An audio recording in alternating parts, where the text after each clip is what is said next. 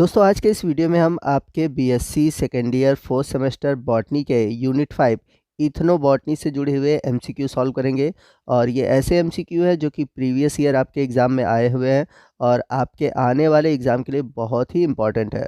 तो वीडियो को आप ध्यान से देखिएगा और पूरा देखिएगा। तो चलते हैं पहले क्वेश्चन की ओर। पहला क्वेश्चन है, the term ethnobotany was introduced by, यानी कि शब्द इथनोबॉटनी सबसे पहले किसने दिया था। आपके ऑप्शन है, पहला ऑप्शन है पावर, दूसरा है हर्सबर्ग, तीसरा है गिलमोर और चौथा है मार्टिन। तो आपको बता दें कि टर्म इथनोबॉटनी देने वाले वैज्ञानिक थे हर्सबर्ग, यानी कि आपका जो राइट ऑप्शन है ऑप्शन बी है। चलते हैं अगले क्वेश्चन की ओर। अगला क्वेश्चन है, ethnobotanical record are stored in database. तो आपको बताना है कि इथनोबॉटनिकल जो रिकॉर्ड होते हैं कौन से डेटा बेस में स्टोर किए जाते हैं। तो इस क्वेश्चन का जो राइट ऑप्शन है ऑप्शन सी है, NAPR अलर्ट, जिसे हम नेचुरल प्रोडक्ट अलर्ट के नाम से जानते हैं। अगला क्वेश्चन है, Jeevani made by using ethnobotanical leads from the tribe. तो जैसा कि हम सभी जानते हैं कि जीवनी नामक एक प्लांट होता है जिसके बारे में मैंने आपको एक अलग से वीडियो में बताया हुआ है। तो जीवनी से एंथोबॉटिकल लेड का उपयोग करके बनाई गई है। तो क्या बनाई गई है, पहला है कॉनी, दूसरा है कुरुमर, तीसरा है वेल्लन और चौथा है नायकन। तो इस क्वेश्चन का जो राइट ऑप्शन है ऑप्शन फर्स्ट है कानी। अगला क्वेश्चन है, generally the tribal people are non vegetarian except, यानी कि प्रायः जो ट्राइबल पीपुल होते हैं वे नॉन वेजिटेरियन होते हैं, परंतु कुछ इनकी जो जनजातियां होती हैं वह नॉन वेजिटेरियन नहीं होती। तो वो जनजातियां कौन सी हैं। आपके ऑप्शन है, पहला ऑप्शन है टोड्स, दूसरा है कोरा, तीसरा है पनियान और चौथा है कुरिचियार। तो आपको बता दें कि जो टोड जातियां हैं नॉन वेजिटेरियन नहीं होती। तो आपका राइट ऑप्शन है ऑप्शन ए। चलते हैं अगले क्वेश्चन की ओर। अगला क्वेश्चन है, मेजर कंपोनेंट ऑफ जीवनी इज, यानी कि जो जीवनी है उसका जो मेजर कंपोनेंट है वो कौन सा है। तो आप सभी ऑप्शन देख लीजिए और सभी ऑप्शन में आपको 3 ऑप्शन आपके सिलेबस में पढ़ने हैं। और अगर आपने वीडियो देखा होगा तो आपको पता होगा कि जीवनी नाम से किस पौधे को कहा जाता है। तो आपका राइट ऑप्शन है यहाँ पर ऑप्शन सी, ट्राइकोपस जेलेनिकस। अगला क्वेश्चन है, the word ethno in ethnobotany refers to.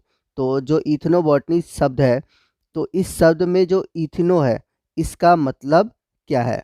आपके ऑप्शन दिए हुए हैं, पहला ऑप्शन है रीजन या फिर लोकेलिटी, पीपुल, ठीक है, दूसरा ऑप्शन है कल्चर, तीसरा है सिविलाइजेशन और लास्ट ऑप्शन है ऑल ऑफ द एबव। तो आपको बता दें कि इथनोबॉटनी में जो इथनो वर्ड है इसका मतलब है रीजन भी है, लोकेलिटी भी है, पीपुल भी है, कल्चर भी है, सिविलाइजेशन भी है। ठीक है, मतलब कि किसी भी एरिया में जो पौधे हैं या उस एरिया में पाए जाने वाले जो वनस्पति हैं तो उस एरिया से जुड़े हुए जो सिविलाइजेशन है या कल्चर से वो जुड़े होते हैं।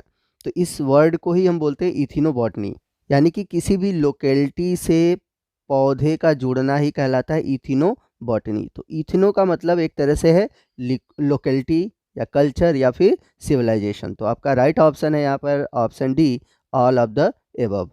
अगला क्वेश्चन है, द कैनाबिस सटाइवा, यानी कि भांग, बिलोंग टू द फैमिली।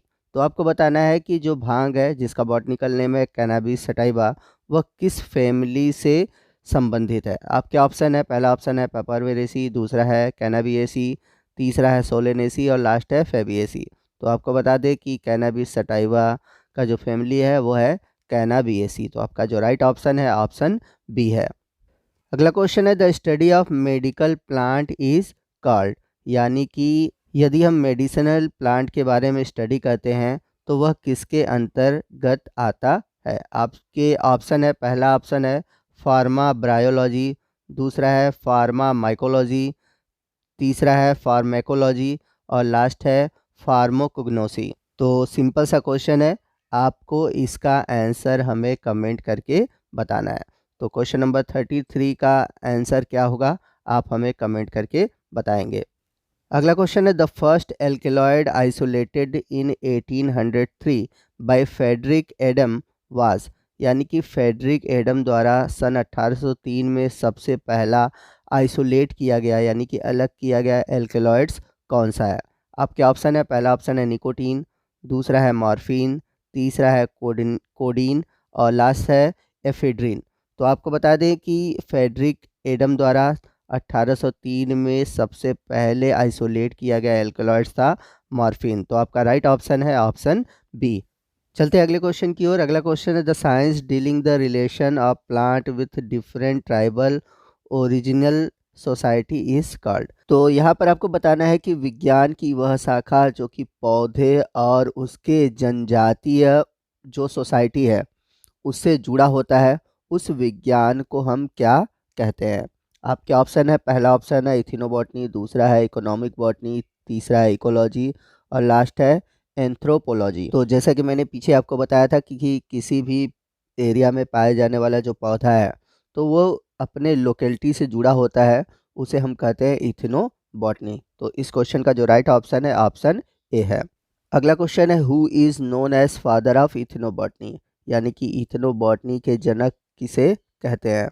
आपके ऑप्शन है, पहला ऑप्शन है कैरोलस लिनियस, दूसरा है थियोफेस्टस, तीसरा है रिचर्ड इवेंस और लास्ट है हर्सबर्ग। तो आपका राइट ऑप्शन है ऑप्शन सी रिचर्ड इवेंस। चलते हैं अगले क्वेश्चन की ओर। अगला क्वेश्चन है Linnaeus book which include information about 5900 plants, यानी कि लीनियस ने अपनी बुक में लगभग 5900 पौधों के बारे में बताया था। तो वो जो बुक थी वो कौन थी। आपके ऑप्शन है, पहला ऑप्शन है हिस्टोरिया प्लेटेरम, दूसरा है स्पीसीज प्लेटेरम, तीसरा है हिस्ट्री ऑफ बॉटनी और लास्ट है नन ऑफ दीज। तो इस क्वेश्चन का जो राइट ऑप्शन है ऑप्शन बी है स्पीसीज प्लेटेरम। अगला क्वेश्चन है the study of cultural awareness of biological resources is called, यानी कि जो कल्चरल अवेयरनेस है बायोलॉजी से रिलेटेड उसे हम क्या कहते हैं। तो सिंपल सा क्वेश्चन है, इसका राइट ऑप्शन होगा ऑप्शन ए इथनोबॉटनी। अगला क्वेश्चन है real paper was invented by, यानी कि वास्तविक रूप से पेपर का निर्माण किसने किया था। तो आपके ऑप्शन है, पहला ऑप्शन है चाइनीज़ पीपुल, दूसरा है इजिप्टियन पीपुल्स, तीसरा है इंडियन पीपुल्स और लास्ट है यूरोपियन पीपुल्स। तो आपको बता दें कि रियल जो पेपर का निर्माण किया था उसको करने वाले थे चाइनीज़ पीपुल। तो आपका राइट ऑप्शन है ऑप्शन ए। अगला क्वेश्चन है ethnobotany deals with direct relation of, यानी कि इथिनोबॉटनी के अंतर्गत हम किसके बीच सीधे रिलेशनशिप को जानते हैं। पहला है प्लांट्स एंड एनिमल्स, दूसरा है प्लांट्स एंड पीपुल, तीसरा है प्लांट्स एंड श्रब और लास्ट है हर्ब एंड श्रब। तो आपको बता दें कि इथिनोबॉटनी के अंतर्गत हम सीधे प्लांट और पीपुल इन दोनों के बीच के रिलेशनशिप को जानते हैं। तो आपका जो राइट ऑप्शन है option B plant and people. चलते हैं अगले क्वेश्चन की ओर। अगला क्वेश्चन है Morus alba is used to make, यानी कि मोरस अल्बा का यूज़ किसके निर्माण में करते हैं। तो इसका यूज़ किया जाता है हॉकी स्टिक के निर्माण में। तो आपका ऑप्शन है ऑप्शन सी। आपको कमेंट करके बताना है कि मोरस अल्बा को आप किस नाम से जानते हैं, यानी कि आपके लोकल एरिया में इसे किस नाम से जाना जाता है। अगला क्वेश्चन है TBK स्टैंड फॉर, यानी कि TBK का फुल फॉर्म क्या होगा। तो आपको बता दें TBK का फुल फॉर्म है ट्रेडिशनल बॉटनिकल नॉलेज। तो आपका जो राइट ऑप्शन है ऑप्शन ए है। अगला क्वेश्चन है ethnobotanical data help us in preserving plant in. तो आपको बताना है कि पौधों को प्रिजर्व करने में इथिनोबॉटनिकल डेटा किस तरह से हेल्प करता है। तो इस क्वेश्चन का जो राइट ऑप्शन है ऑप्शन बी है हर्बेरियम। अगला क्वेश्चन है in homeopathic treatment a plant is used in form of a, यानी कि जो होम्योपैथिक दवाएं हैं यानी कि जो होम्योपैथिक उपचार है उसमें पौधों के किस रूप का हम यूज़ करते हैं।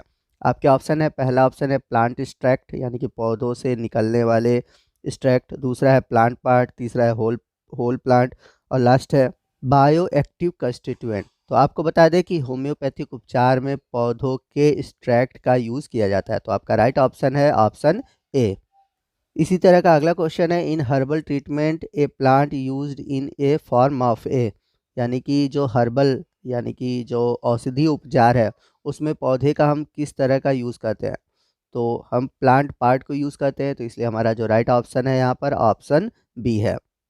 और इसी तरह का अगला क्वेश्चन है in allopathic treatment a plant used in a form of.